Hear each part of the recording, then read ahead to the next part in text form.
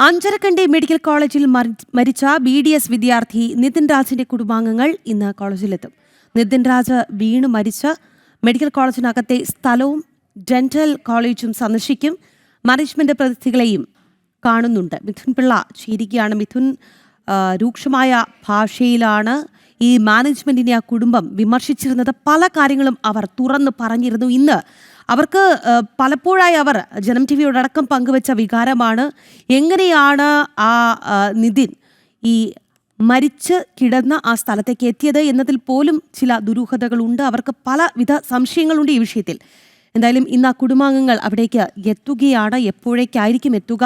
മറ്റ് വിവരങ്ങൾ രാഖി, ഏതാണ്ട് 11 മണിയോടുകൂടി നിതിൻ രാജിന്റെ കുടുംബാംഗങ്ങൾ അഞ്ചരക്കണ്ടി ഡെന്റൽ കോളേജിലേക്ക് എത്തുമെന്നാണ് നമുക്ക് മനസ്സിലാക്കാൻ വേണ്ടി സാധിക്കുന്നത്.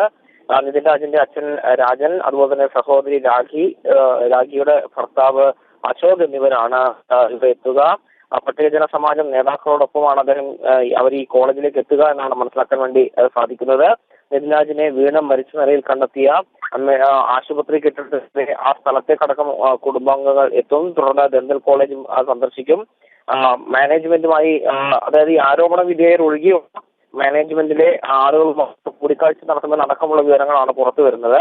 അതേസമയം കേസ് അന്വേഷണവുമായി ബന്ധപ്പെട്ട് നിതിൻ രാജിന്റെ അച്ഛന്റെ മൊഴി വീണ്ടും ഈ അന്വേഷണ സംഘം രേഖപ്പെടുത്തുമെന്നാണ് ഏറ്റവും ഒടുവിലായി നമുക്ക് ലഭിക്കുന്ന വിവരം. നേരത്തെ തിരുവനന്തപുരത്തെ വീട്ടിലെത്തി ഈ കണ്ണൂരിൽ നിന്നുള്ള അന്വേഷണ സംഘം മൊഴി രേഖപ്പെടുത്തിയിരുന്നു.